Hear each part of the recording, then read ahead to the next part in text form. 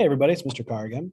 Today we're going to be talking about target 5.3 using parallel and perpendicular lines to write linear equations, but also now we're going to determine the distance between a point and a line. So, quick reminder, how do you find the distance between any 2 points? This is what we covered way back in unit 1. Distance is the square root of x squared, distance equal to the square root of x2 minus x1 squared plus y2 minus y1 squared. Okay. And so we got points like x1, y1, x2, and y2 are the 2 points on the graph. We technically could also do it with Pythagorean theorem because on a coordinate grid, we create a right triangle. Okay. So as a shortcut for Pythagorean theorem is a squared plus b squared equals c squared, or c is equal to the square root of a squared plus b squared. Either way works. It's the same idea. And actually, that's where distance formula comes from, if you remember correctly on that.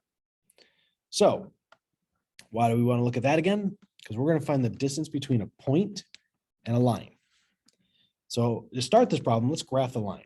F of x equals 2x plus 3. So we got 3 here is going to go through the point 0, 3. 2 is my slope. So I got 1, 2, 3.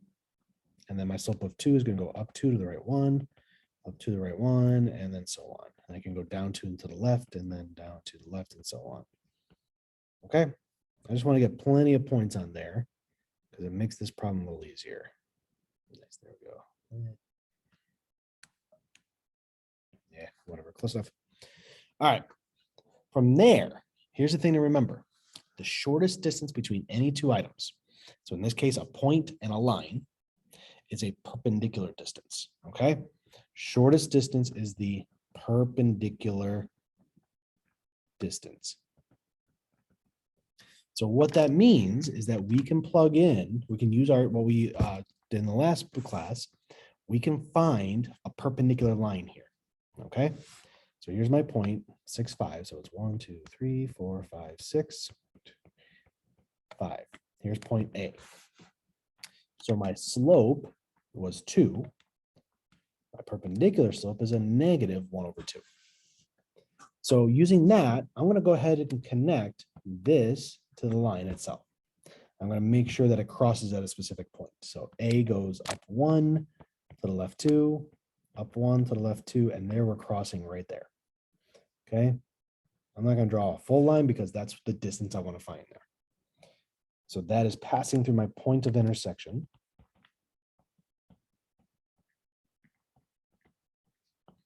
What is that? That is 2, 1, 2, 3, 4, 5, 6, 2, 7.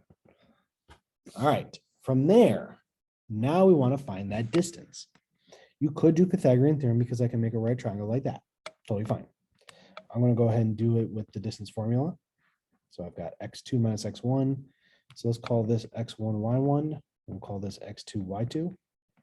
So I can do 2 minus 6 squared plus 7 minus 5 squared. Okay.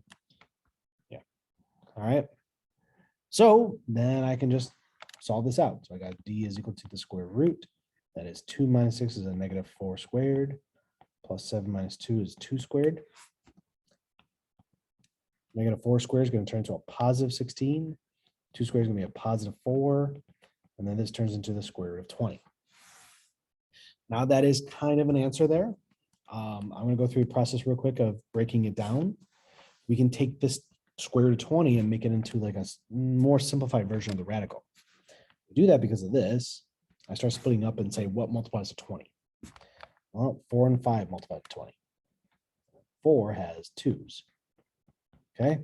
So the reason I did this is because this is still inside the radical, meaning we are taking the square root of 2 times 2. When you do that, when you have a pair of numbers inside the radical like this, inside the square root, this becomes a single 2 on the outside. And that's my final answer for distance here. Okay. If they ask for like something like rounding it off to a certain number, just make sure that's what the directions say. Okay. But that is it. This is, again, the exact answer. plug in my calculator, I get the approximate answer. It'll be just a complicated decimal. It'll be about 4, a little more than 4, between 4 and 5, basically. So around 4.5 is what this would be as a decimal. All right, and that is it for today. So again, shortest distance between two things is a perpendicular distance. So you're going to plot a line like this. And then you're going to take the point that's given, and you want to find that perpendicular distance. It's got to be perpendicular. So we started with 2, so perpendicular is -1/2. Once we do that, we find the point of intersection is 2, 7, because we go 1, 1, 1, 2, 1, 1, 2. And we see it crosses there at 2, 7. After that, you're finding distance or the missing leg. It's up to you how you want to find it. All right. That is it for today and it for this unit. So take care, everybody. If you have any questions, feel free to reach out. Bye.